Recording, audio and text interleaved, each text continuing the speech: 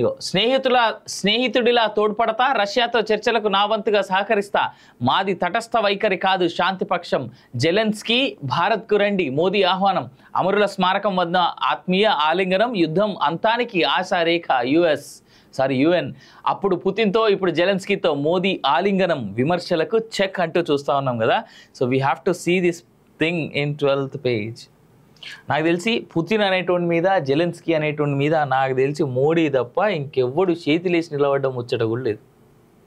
ఇగో ఈయన Putin, Vladimir Putin, ఈయన Zelensky.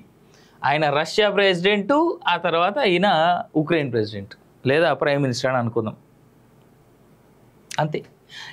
చర్చలు దౌత్యం మాత్రమే సమస్యలకు పరిష్కారం, కూర్చొని మాట్లాడుకోండి, జెలెన్స్కీ భారత్కు రండి అంటూ మోడీ, యుద్ధం అంతానికి మోదీ పర్యటన ఆశారేఖ అంటూ చూస్తూ ఉన్నాం.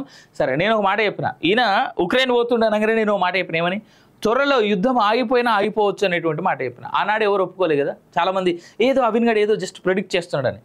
మనం ఏదైనా కరెక్ట్గా అంచనాలు వేసి ఆలోచించి ప్రాపర్గా ఇది జరుగుతుంది ఇక్కడ అని చెప్తే అలా జరిగి తీరాల్సిందే. కారణం ఏంటంటే నా మాట కాదు అది, ఆ ఎనాలిసిస్ తర్వాత ఆ వ్యక్తి ఎవరైతే అక్కడ అటాచ్ చేయడానికి లేదా ఎవరైతే అక్కడ ఉండి మాట్లాడడానికి వెళ్తున్నాడో ఆ వ్యక్తి యొక్క గొప్ప లక్షణం అది. ఇక్కడ ప్రపంచ దేశాలతో మోదీకి ఉన్నటువంటి దౌత్య సంబంధాలు, ఆయన ఇన్ని సంవత్సరాలు మెయింటైన్ చేసినటువంటి మాటలు అన్నీ అర్థం చేసుకుంటే ఇక్కడ ఇదే తెలుస్తూ ఉంది. సమయం వృధా చేయొద్దు, కూర్చొని మాట్లాడుకోండి, రష్యాతో మధ్యవర్తిత్వానికి నా మద్దతుగా తోడ్పడతా, శాంతి స్థాపనకు ఓ స్నేహితుడిలా సహాయం చేస్తా, చర్చలు దౌత్యం మాత్రమే సమస్యలకు పరిష్కారం అని ప్రధాని మోదీ ఉక్రెయిన్ అధ్యక్షుడు జెలెన్స్కీకి సూచించారు. యుద్ధంపై భారతదేశం ఎప్పుడూ తటస్థ వైఖరితో లేదని, తమది శాంతి పక్షమని స్పష్టం చేశారు.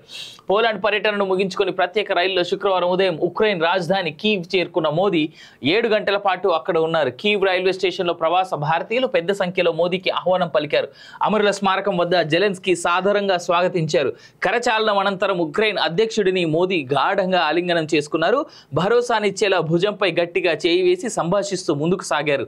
రష్యా దాడిలో ప్రాణాలు కోల్పోయిన చిన్నారులకు నివాళి అర్పించారు. వారి సంస్మరణార్థం బొమ్మను ఉంచారు. ఈ సంక్షోభం పిల్లల పాలిట వినాశకరమైందని వ్యాఖ్యానించారు. యుద్ధంతో ఉక్రెయిన్ ఎంత తీవ్రంగా నష్టపోయిందో వివరించేలా మ్యూజియంలో ఏర్పాటు చేసిన ఫోటో ప్రదర్శనను మోదీ వీక్షించారు.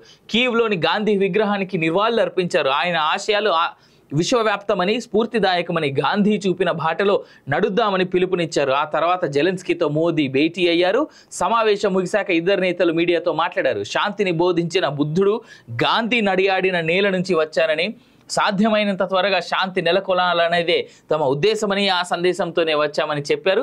శాంతి ప్రయత్నాల్లో చురుకైన పాత్ర పోషిస్తామని హామీ ఇచ్చారు. విస్తృత ఆమోదం శాంతి సుస్థిరతలకు దోహదపడే సరికొత్త పరిష్కారాన్ని రూపొందించేందుకు అన్ని భాగస్వామ్య పక్షాల ఆచరణాత్మక కార్యాచరణ అవసరమని మోదీ పేర్కొన్నారు. దేశాల ప్రాదేశిక సమగ్రతను గౌరవిస్తామని స్పష్టం చేశారు. ఇది యుద్ధకాలం కాదని రష్యా అధ్యక్షుడు పుతిన్కు 2 సందర్భాల్లో చెప్పానన్నారు. కాగా యుద్ధానికి ముగింపు, నాణ్యమైన శాంతి తమ ప్రాధాన్యం అని జెలెన్స్కీ పేర్కొన్నారు. యుద్ధం గురించే ప్రధానంగా శాంతి చర్చల్లో భారత్ పాత్రకు ఓకే అంటే డైరెక్ట్లీ ఆర్ ఇండైరెక్ట్లీ వాళ్ళు యాక్సెప్ట్ చేస్తూ ఉన్నారు. జెలెన్స్కీని భారత్లో పర్యటించాలని మోదీ ఆహ్వానించారు. జెలెన్స్కీ భారత్కు వస్తారని జైశంకర్ ఆశాభావం వ్యక్తం చేశారు. మోదీ ఉక్రెయిన్ పర్యటనను చారిత్రాత్మకమని అభివర్ణించారు. కూలంకషంగా, నిర్మాణాత్మకంగా చర్చలు జరిగాయని ప్రకటించారు. మున్ముందు శాంతి చర్చల్లో భారత్ ప్రమేయం ఉండాలని ఉక్రెయిన్ కోరుతుందని జైశంకర్ వివరించారు. యుద్ధంతో తీవ్రంగా దెబ్బతిన్న ఉక్రెయిన్కు మానవతా సాయంగా 22 టన్నుల వైద్య పరికరాలను భారత్ అందజేసింది. మందులు, శస్త్రచికిత్స పరికరాలతో కూడిన Bhishma Bharat health initiative for Sahyog Hita and మైత్రి క్యూబ్లను ప్రధాని మోదీ అందజేశారు. ఒక్కో క్యూబ్లో 200 రకాల ఔషధాలు ఉంటాయి. అట్లే సంక్షోభం తొలగిపోతుందన్న నమ్మకం అంటూ కూడా ఉంది ఇక్కడ. అప్పుడు పుతిన్తో ఇప్పుడు జెలెన్స్కీతో మోదీ ఆలింగనం అంటూ కూడా చూస్తా ఉన్నాం. Mark these photos guys. Modi fans ఎవరైనా ఉంటే ఈ ఫోటోలు మార్క్ చేసి పక్కన పెట్టుకోండి. లేదు అంటే మోడీ ఫ్యాన్స్ కాకపోయినా భారతదేశం యొక్క ఖ్యాతి రోజు రోజుకి పెరుగుతోంది. ఆ భారతీయ ప్రస్తుత ప్రధాని ఎవరైతే ఉన్నారో దాని స్థాయిని మరింత పెంచే విధంగా కృషి చేస్తారనేటువంటి మాటకి ఉదాహరణే, దానికి నిదర్శనమే ఈ ఫోటో. 2 గొడవ పెట్టుకుంటున్నటువంటి దేశాలు రేపో మాపో అణుబాంబులు కూడా వేసుకుందాం అనేటువంటి ఆలోచనలో ఉన్నటువంటి దేశ ప్రధానులతో దేశ అధినేతలతో వెళ్ళి ఆయన కలిసి కూర్చొని మాట్లాడినటువంటి తీరు ఏదైతే ఉందో చాలా గొప్పతనం అది అతనిది. ఏదేమైనా చాలా అద్భుతమైనటువంటి ఫోటోగ్రాఫ్ కింద మనం వర్ణించవచ్చు. అంటే ఇప్పుడు ప్రపంచవ్యాప్తంగా ఉన్నటువంటి అనార్కీ కావచ్చు, పేట్రియాచి కావచ్చు, రక్కస్ కావచ్చు, లేదంటే ఇంకోటి కావచ్చు, ఇలాంటి తరుణంలో ఈయన లాంటి వ్యక్తి ధైర్యం చేసి కేవలం భారత ప్రధాని మాత్రమే ఇంత ధైర్యం చేసి వెళ్ళడం జరిగింది. ఏ దేశాల ప్రధానమంత్రులు ఇలాంటి ఇనిషియేటివ్ తీసుకున్నారో చెప్పండి.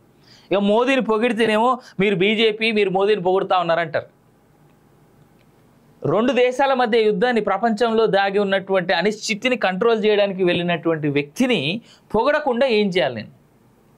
ఓ పక్క ఉక్రెయిన్ మీద భయంకరమైనటువంటి బాంబు దాడులు చేస్తున్నటువంటి రష్యా ఇవాళ ఉక్రెయిన్లో భారత ప్రధాని మోడీ ఉక్రెయిన్లో ఉన్నంతకాలం ఒక్క బాంబు కూడా ఎవడు వేయడానికి అవకాశం లేదు, అవసరం లేదు మనకి అని చెప్పేసి మాట్లాడినటువంటి పుతిన్ మాటని ఏ విధంగా చూడాలి మనం? దేశ ఖ్యాతిని పెంచుతున్నటువంటి ఈ వ్యక్తి కాదు ఈయన? అరే, so he so powerful man. Of course భారతదేశంలో ఆయన వీక్ అయి ఉండొచ్చు ఇవాళ ఉన్నటువంటి పరిస్థితికి, దీన్ని నేను కూడా ఒప్పుకుంటా. కానీ ప్రపంచవ్యాప్తంగా ఆయన చేస్తున్నటువంటి కృషి, శాంతిని నెలకొల్పడానికి అతను తన వంతుగా చేస్తున్నటువంటి కృషిని అందరం మెచ్చుకోవాలి. Have to understand guys what Modi is doing. ఇగో స్నేహితుడిలా తోడ్పడతా, రష్యాతో చర్చలకు నా వంతుగా సహకరిస్తా, మాది తటస్థ వైఖరి కాదు, శాంతి పక్షం, జెలెన్స్కీ భారత్కు రండి, మోదీ ఆహ్వానం, అమరుల స్మారకం వద్ద ఆత్మీయ ఆలింగనం, యుద్ధం అంతానికి ఆశారేఖ, యుఎన్. అప్పుడు పుతిన్తో, ఇప్పుడు జెలెన్స్కీతో మోదీ ఆలింగనం, విమర్శలకు చెక్ అంటూ చూస్తూ ఉన్నాం కదా. So we have to see this thing in 12th page. నాకు తెలిసి పుతిన్ అనేటువంటి మీద, జెలెన్స్కీ అనేటువంటి మీద నాకు తెలిసి మోడీ తప్ప ఇంకెవ్వడు చేతిలేసి నిలబడడం ముచ్చట కూడా లేదు. ఇగో ఈయన పుతిన్, వ్లాదిమిర్ పుతిన్, ఈయన జెలెన్స్కీ.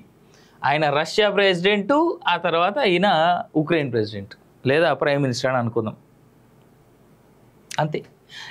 చర్చలు దౌత్యం మాత్రమే సమస్యలకు పరిష్కారం, కూర్చొని మాట్లాడుకోండి, జెలెన్స్కీ భారత్కు రండి అంటూ మోడీ, యుద్ధం అంతానికి మోదీ పర్యటన ఆశారేఖ అంటూ చూస్తూ ఉన్నాం. సరే, నేను ఒక మాట చెప్పిన, ఈయన ఉక్రెయిన్ పోతుండనగానే నేను ఒక మాట చెప్పిన, ఏమని?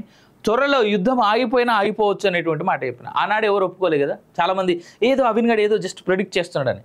మనం ఏదైనా కరెక్ట్గా అంచనాలు వేసి ఆలోచించి ప్రాపర్గా ఇది జరుగుతుంది ఇక్కడ అని చెప్తే అలా జరిగి తీరాల్సిందే. కారణం ఏంటంటే నా మాట కాదు అది, ఆ ఎనాలిసిస్ తర్వాత ఆ వ్యక్తి ఎవరైతే అక్కడ అటాచ్ చేయడానికి లేదా ఎవరైతే అక్కడ ఉండి మాట్లాడడానికి వెళ్తున్నాడో ఆ వ్యక్తి యొక్క గొప్ప లక్షణం అది. ఇక్కడ ప్రపంచ దేశాలతో మోదీకి ఉన్నటువంటి దౌత్య సంబంధాలు, ఆయన ఇన్ని సంవత్సరాలు మెయింటైన్ చేసినటువంటి మాటలు అన్నీ అర్థం చేసుకుంటే ఇక్కడ ఇదే తెలుస్తూ ఉంది.